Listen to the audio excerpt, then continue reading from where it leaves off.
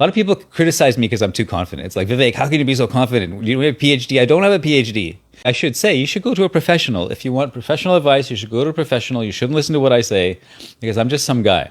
This is part 3 of The Power of Empathy. Please check the last couple of days for part 1 and part 2. But I also have decades of experience working with kids, working with young people. In the school system, I was in the school system a lot, volunteered a lot. So much so they gave me my own classroom in the school. I was chair of the school council. I coached all the sports teams.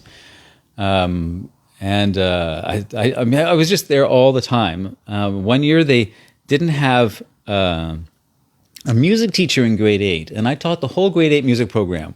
Taught all the instruments. I know the instruments well enough that I can teach, to the grade 8s, and so including putting on a music night. I actually taught a full class, including grading, including testing, including putting on a music night. I used to teach math and science. I would teach remedial and advanced math and science to the grade 7 and 8 kids.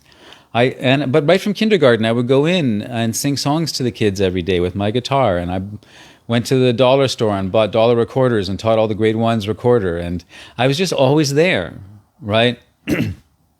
and the whole school culture changed because of the way I treated the kids.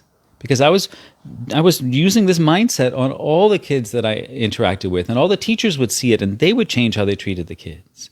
And the whole school culture changed around the grade level that I was at, and all the schools that I was involved in. The whole school culture would change because of how I treated the kids. But I also coached sports teams. I taught martial arts, kids classes in martial arts for years. I taught dance classes. I volunteered at youth conferences for years with youth organizations, the Future Aces organization, the futureaces.org. You can check them out. And I've worked with kids, and in every single time, at the moment I connect heart to heart, the moment I use empathy, the moment that I'm listening to them, the moment that I'm listening to them, everything changes. I have to say that 3 times because we can forget. Gotta get it done. We forget to listen. And then you take that breath and you go, okay, wait. Clearly that's not working. Let me slow down and listen. And then when we do that, everything changes. All right, everybody. Peace out. That's long. I was only going to go on for a couple of minutes just to tell the first story about that kid. If you didn't hear the whole thing, please go to the beginning and listen to the whole thing. I would love for you to check out my free course called Guiding Without Controlling. You can check that out at meaningfulideas.com or the link in my bio. And also, I have a paid course on there as well called Recovering from a Parenting Mistake.